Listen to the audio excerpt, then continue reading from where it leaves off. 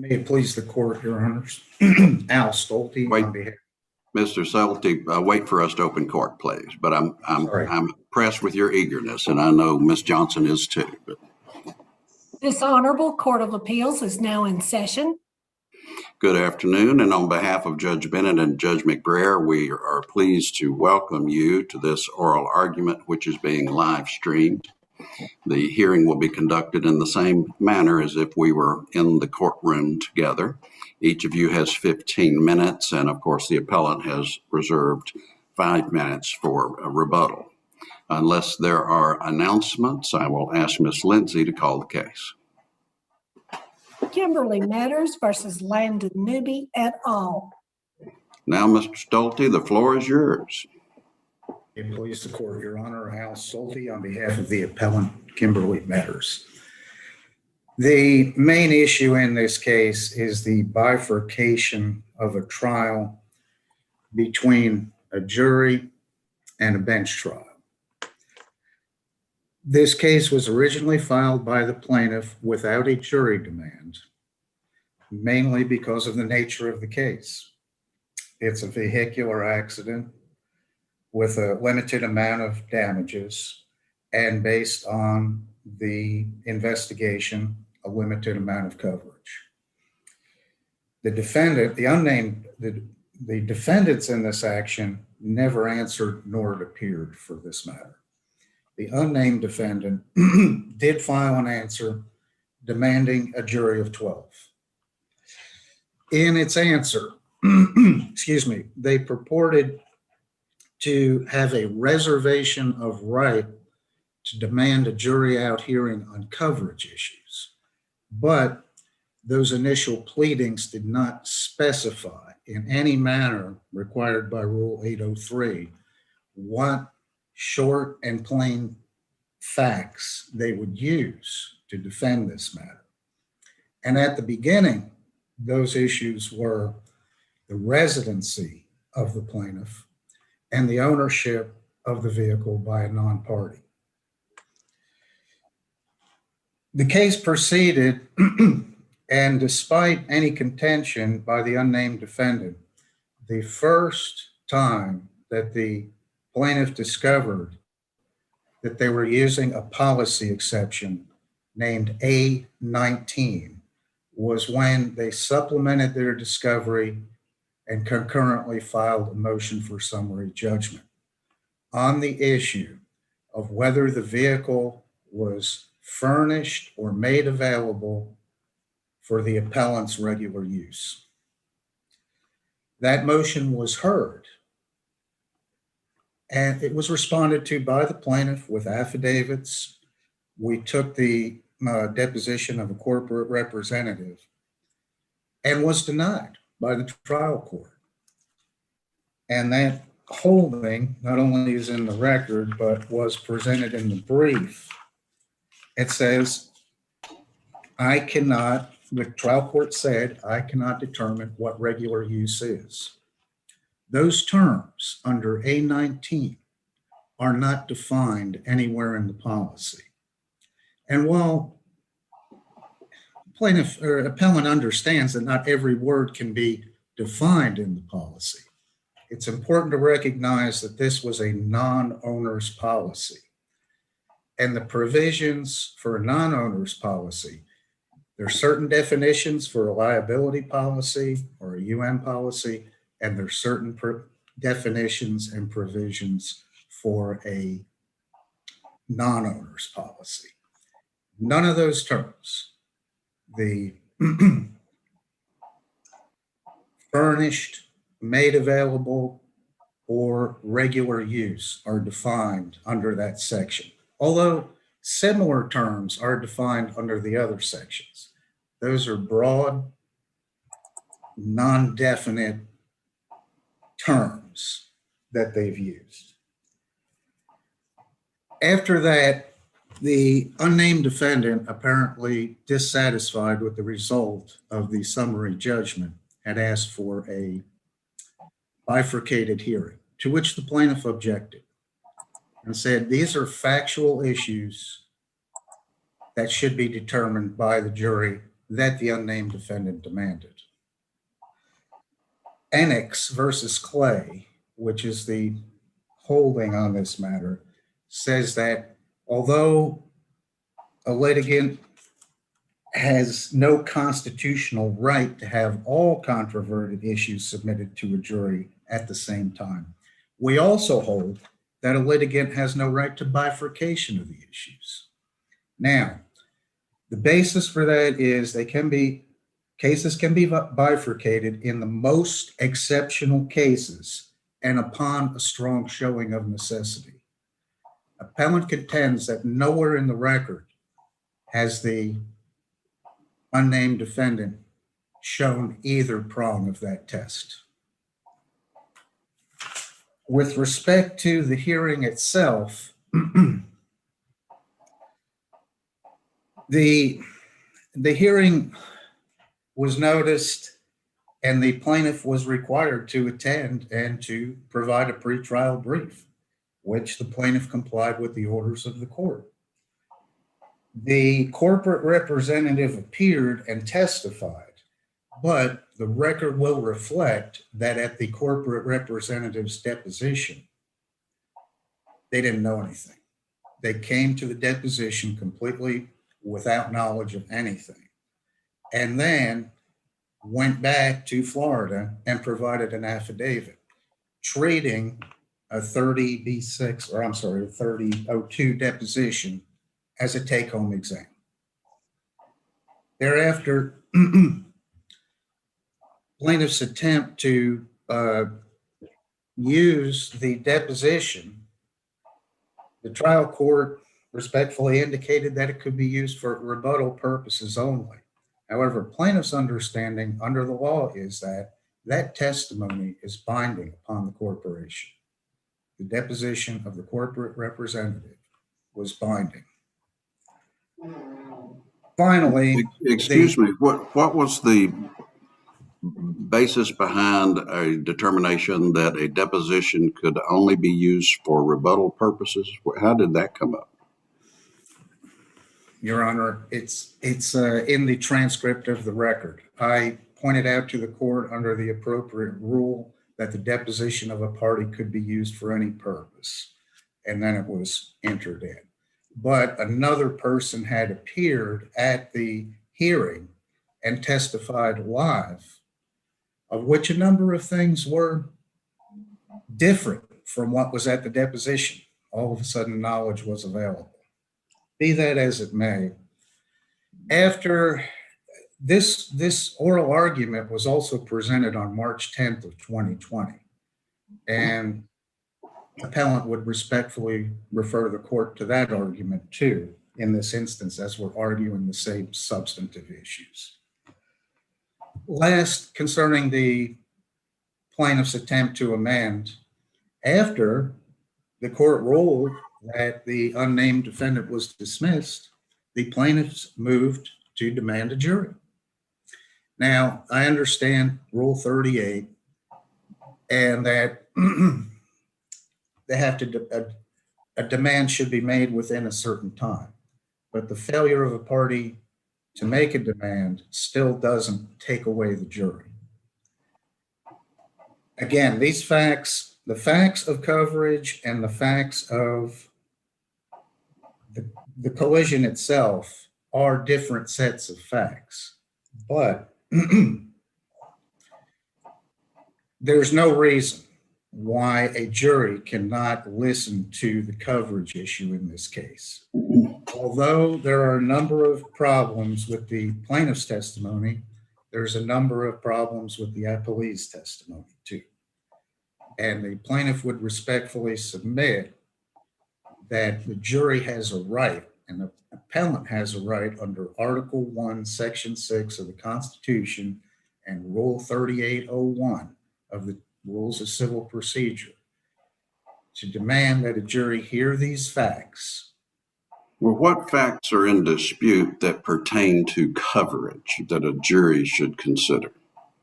Whether or not this vehicle, or whether or not the policy definitions are so broad as to exclude any person. That's a legal question. That's not a factual dispute. Well, the factual dispute is whether she had access to the vehicle, whether she needed permission to use it, whether she had access to the keys, and whether or not all of these facts in contention apply to the policy provisions. And the appellant believes those are factual issues that need to be heard before a jury. So you submit that whether she had access to the keys is a disputed fact? Yes. And whether she needed permission to use the vehicle, and whether or not the vehicle was in regular use. No matter what the unnamed defendant says, that fact has never been disputed, that she didn't regularly use this vehicle. All right, thank you. We'll hear from you more on rebuttal. Ms. Johnson. Good afternoon. Jamie Johnson on behalf of the unnamed defendant Direct Insurance Company. I want to start by explaining that this is a non-owner's policy because we're going to get into the meat of that in just a little bit. And basically what that means is that this is a cheaper option for drivers who do not own a car or drivers who do not have a car that is furnished or available for their regular use. Obviously, when insurance companies write policies, they look to rate a driver to see what their risk is. So this was a non-owner's policy in question for Ms. Metters. The other important word to remember in terms of any abuse of discretion as to whether coverage should be allowed is the word gift. There was unrefuted testimony by Mr. Tennant, who was the key witness of the plaintiffs, who said that he in fact gave this vehicle to Ms. Metters for her personal use. It does not matter how many times it was used, and we'll get into that in a minute, but that is simply just a smoke and mirrors tactic. So counsel started off by talking about the jury rights, so I will address that specifically. Whether or not a jury should be allowed in this case, number one, has been waived, which is very key because the plaintiff never asked for a jury or demanded a jury. As the court Didn't Direct Insurance ask for a jury? Yeah, Your Honor, what we did was when we filed an answer, we requested a jury partially. The jury demand and our answer was for the tort action. And then if you look deeper into the answer, you can see that in terms of coverage, it says that all coverage issues are to be heard. And it says specifically in a separate hearing that will be convened outside of the presence of the jury. Had counsel or his client had any concern about the clarity of that, that would have been the great time for them to file a jury demand.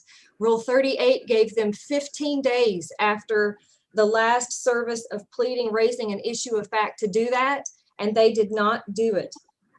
So to say now that their right has been infringed upon, frankly, just rings hollow, Your Honors, because they had every right to do that and they did not do it. Now they're trying to tear apart our answer and say that we didn't in fact require or request a partial demand, and that's exactly what we did.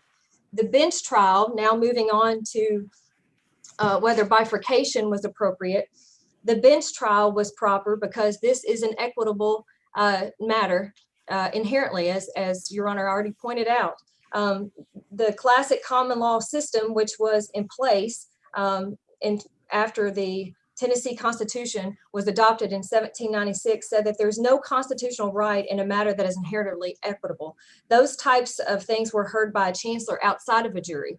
When this lawsuit started, the plaintiff sued Direct to perform under its policy of insurance. We immediately responded with an answer disputing coverage and stating that we did not intend to perform under that policy. So the coverage trial held, it's in question, by the trial court on January 31st of 2019 was solely to determine if Direct would then be compelled to perform under that policy of insurance. So as a matter of fact, this was an equitable issue. The entire coverage decision was equitable in nature because it had to do with the specific performance of Direct in honoring that contract. There were no issues of fact, Your Honor. Counsel mentioned earlier there were issues. Ms. Johnson, let me back up. You say the question of insurance coverage was an equitable issue?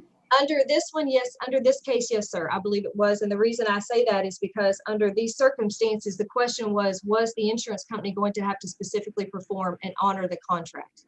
And we submit that that was the issue, and there were no issues of fact. They were all issues of law, as the court has just made a note of in responding to an answer that counsel just gave. He said there was a question of fact with regard to access to the keys or access to the car or whether or not she had permission to drive it. Your Honor, all of the facts that were used to bolster this defense and ultimately win this case at the trial court level were based on the testimony of Mr. Tennant, their key witness, who's now the husband of the plaintiff herself, and then applying those facts to these two policies. This insurance company, and no one related to this insurance company, had any information about when the vehicle was acquired, how it was acquired, when it was, what the intent of it when it was purchased. All of this came directly from the plaintiff and her key witness. And any issues of fact were created by them after the deposition when we filed a motion for summary judgment. And in order to refute that motion for summary judgment, they filed affidavits that contradicted their deposition testimony in an effort to create issues of material fact. So there were no issues. There was nobody that was going to be testifying on behalf of Direct that was going to create an issue of fact for a jury to decide when it came to this coverage issue. Whether or not bifurcation was appropriate. Your Honor's counsel has mentioned the Enix case. As the court well knows, the Enix case gives a distinct test that is to be applied to cases to determine if in fact things are distinct and separate enough to be tried in different trials. In the Enix case, there are only two issues that came before the court were damage and liability. And because it was a negligence issue, the court determined that in that particular case, that those cases should not be bifurcated. That is not what we have here. And the court, knowing that, for future cases, laid out a test that is to be met. And in looking at that test, the number one question is, are the issues distinct and separate? So that if it's tried alone, there would be no injustice. We have two separate things here. We have coverage, and then we have the tort case. In the coverage case, that is clearly distinct from duty, breach, causation, and damages that would be heard by a jury later in the tort case.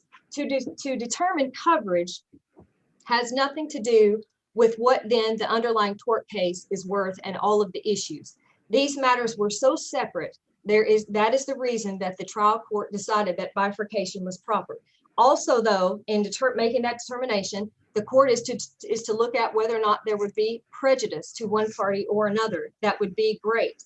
Under these circumstances, I would argue that just as the trial court saw it, we would have overwhelming prejudice, because if you go into a jury that's going to hear the tort case later, but you have to put the coverage case in front of them first, they now know that we are an insurance company. Rule 411 of the Tennessee Rules of Evidence says that that type of information is never supposed to come in a case that involves liability or wrongdoing, because it's prejudicial. Secondly, they're under the Tennessee UM statute, and we are the UM carrier in this case. 56-7-1206 gives us the right in this case that we have in every case. And that is to decide just before trial, are we going to go in as the insurance company, as the unnamed defendant, and let the jury know who we are? Or are we going to step into the shoes as the named defendant so that the jury never knows that there is insurance on the defendant's side? And if this case were consolidated and tried and not bifurcated and tried in front of that jury, there'd be no way for them not to know that we exist, because we'd be there arguing the coverage case. Thirdly, jury confusion is something that is supposed to be considered by the court. And when the trial court considered it in this case, they agreed that the coverage issue had to look at the purchase of the vehicles, the possession of the vehicles, and then two 60+ page policies. It took us an entire day, two lawyers and the trial court, to weigh through all of the issues on the coverage case. An entire 8 hours we were putting on proof before we ended. In order to put a jury through that, it would last for days. It was confusing enough, I will admit, to have all of these policies up on the projector with the witnesses talking to the court. To put that in front of a jury would be complete mayhem, and I cannot even imagine how long it would take for them to deliberate, arguing back and forth, trying to apply two different types of policies with two different types of provisions. Ms. Metter's policy was a non-owner's policy. The policy of her husband, that did come into play in the coverage trial, although narrowly, because he basically admitted that he never tried to put it on his policy, so there was no coverage. But that was a standard liability policy. So they had different exclusions. The language was different for both, and that clearly had to be spelled out for the trier of fact. So for that reason, we would argue that the trial court absolutely got it right, that under the Enix test, this was the perfect case to be bifurcated when you have a distinct coverage issue, and then you also have the issue of the tort case, which is yet to be determined. With regard to any abuse of discretion, I laid out for the court earlier, this was a non-owner's policy. This was a gift. So what did the court consider? Well, interestingly enough, in counsel's brief, there is no mention of the testimony that was given in the deposition of Mr. Tennant that greatly supported this defense, and certainly no mention in their brief that he then took it back, which is very, very key to what the perception of the trial court was at the coverage trial level. In the non-manufactured testimony, because I deposed Ms. Metters and kept her husband at the time outside since he was a non-party. And then I brought him in and sat him down and deposed him, and his deposition is a part of the record. And what he said in that non-manufactured testimony was, we had talked about buying her a car. I had been saving my money. I felt like it was a good deal. I didn't even get to drive it because it was for her. She liked it. I had gotten it done to make it legal for her to drive, and I was making sure that she had her tags and everything. Then he was asked later in the deposition by plaintiff's counsel, what was your intent and the auto dealer's intent that you worked for at the time when you were purchasing the car? And he says unequivocally, the car was going to be her personal car, meaning Miss Metters. And just for the court's information, that auto dealer that he worked at is a family owned and operated business. Both the plaintiff, her husband, and the husband's family own and operate that entire auto place where this car was purchased. So then the question becomes, well, what happened then at the trial level if it was that obvious? Well, at the trial level, Mr. Tennant tried to take it back. And what he said was, basically my entire cross-examination of him was just one big impeachment, because he actually tried to say that was not what he said in his deposition, that it was wrong, or that's not what he meant. And he only purchased this car for the purpose of flipping it for money. And it's important to note that the trial court was obviously seeing this in real time, seeing the witness, watching the witness, and hearing him be impeached for many, many minutes by myself as we were going through this. So then you get to, so it's clearly understandable why the court found him not to be credible in his trial testimony, since he completely flipped it from what he told me many months earlier in his deposition. So then you have the plaintiff herself. She testified when asked this question at trial: did you ever ask Mr. Tennant, who's her husband now, for this 2013 Jetta to be your personal car? And her response is, not that I recall, no. And I'm sure the trial court understood that that was an unusual answer to a not that I recall. Her answer should have just been an emphatic no. So the trial court was able to see this happening in real time. Then she was asked, do you currently have the vehicle in your name? This was a question from her attorney at the trial level in front of the trial court in the coverage case. Do you currently have the vehicle in your name? To which she responded, and you'll see this in the record, yes, sir, in our name together, it was bought for me. There were definitely times in her deposition where she said at the time that the vehicle was purchased by her fiance, she wasn't driving anything. And then at trial, she changed her story and said, I was driving all kinds of cars that I had to borrow from 24/7 Auto Sales, which was family owned. So again, and then both of these individuals were impeached on their criminal record. Again, all of this was happening at the trial level where the trial court was watching this happen in real time. He heard that she'd admitted she'd been arrested for cocaine and drugs, but that she failed to tell me that she'd been arrested for having a prohibitive weapon, multiple theft arrests, criminal impersonation, unlawful removal of a plate decal, and it just went on and on. So certainly it is understandable why the trial court determined that her credibility was seriously at issue. So moving on then to applying that testimony to this policy. And just so I can cover it before I run out of time, counsel said that he didn't, this wasn't properly pled. first of all, let me just say this. We went back afterwards without a reason to do it under 1502, and we amended our answer to conform to the proof. And that was not even refuted. They never filed an opposing pleading to that, and they never argued against it. It was granted, period. So that should be the end of this discussion. But just so the court knows, there are 7 things that they knew ahead of time. And that was, number 1, when we took the deposition, they were sitting there and they heard what Mr. Tennant said. Number 2, I filed an affidavit to let the court know, which is part of the record, that I supplemented our discovery responses with a 5.5-page answer to support our denial and our answer that was already plain enough, out of an abundance of caution. And then number 3, we filed a motion for summary judgment they argued against. Number 4, we had the deposition of Jimmy Glass, where counsel asked him ad nauseum about these issues. Number 5, we filed a pretrial brief and disclosed it. Number 6, and I think fatal to them, they filed a pretrial brief and disclosed it. And number 7, at the trial in their case in chief, they not only called the corporate rep to the stand and asked her ad nauseum about it, but they brought Mr. Tennant as a witness, put him on the stand, and Ms. Metters, and asked them all these questions about A19 furnished and available. It doesn't matter how many times she drove it. She didn't even have to drive it at all. It was given to her as a gift, so it was furnished. All right. Thank you, Ms. Johnson. Mr. Stolte, you have time for rebuttal. Thank you. Your Honor, you'll notice in that argument, there was no mention of the summary judgment, which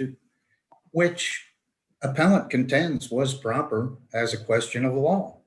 And the quote from the court was, how do you define regular use? I know how I consider that, except for I consider to be regular use what I consider to be acquisition date, but again, I think that a reasonable juror could see things otherwise. So the court denied the summary judgment based on that. Nothing in that hearing established regular use or what could be termed regular use under the nebulous concept. But then you had another evidentiary hearing on the issue of regular, or you had an evidentiary hearing on the issue of regular use. Not on regular use. It was the same thing rehashed all over again that took. So you're saying that no live testimony was presented at the evidentiary hearing, was just the statement of undisputed facts that was resubmitted? That's correct. It was basically the same thing except a jury out hearing. And these were contested facts.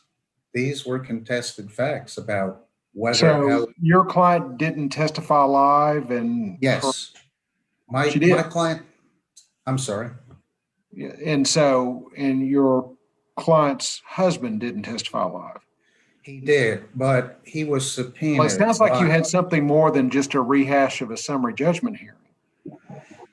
Appellant's contention is that it was. It was basically. But there was a hearing and live witnesses testified, correct? Correct. And Okay. the corporate representative was a different person, but the corporate. Well, that sounds like an evidentiary hearing to me. Yes. Now, the disputed facts, are you relying upon the fact that your client's boyfriend said one thing and then he later said something different and he's now her husband? Is that the dispute of facts? Yes, his testimony was different. Your witnesses are the ones who are creating the dispute of fact. He is. And I'm not his client. I'm not his attorney. I never represented him. No, you're not. But he said one thing and then he said another. Yes. And he's clearly in a position of bias, possible question of bias that should be considered, which goes to credibility, which the trial court apparently considered. Okay. All right. Correct. But the plaintiff contends, too, that the policy language is so broad and undefined that this A19 exclusion can be applied to any situation, whether there's disputed testimony or not. Indeed, you can look at the end of, I believe it's on page, I'm sorry, page 10 of the appellant's brief. The argument essentially is It doesn't matter how often it was driven. All it has to be is furnished or available. This exclusion provides the unnamed defendant with an excuse for denying any use of a vehicle. The vehicle, the terms and the way they are undefined provides the unnamed defendant the ability to say, all this vehicle has to do is be made furnished or available. And it doesn't. If the vehicle was a gift, does any of that matter? Not according to the language of the policy. It has to be used on a regular basis. It says made, furnished, or available. If it's a gift, you're saying it still has to be used on a regular basis? Yes. Is that what I heard? Yes, and this vehicle, again, was at a shop where she had to request permission to use the vehicle, and it just wasn't available for her immediate use. She used other vehicles too, as necessary to conduct her business. And it has to be regular use. The facts of this don't indicate, the appellant contends that the facts of this case do not indicate regular use. It's a factual question for a jury that was demanded by the unnamed defendant in the first place. And with respect to there was no allegation of fact in that answer. All right. Thank you, Mr. Stolte and Ms. Johnston, for your arguments. Ms. Lindsay? This honorable court is now in recess. All right. Thank you. And counsel, you're free to exit the meeting. Thank you. Thank you.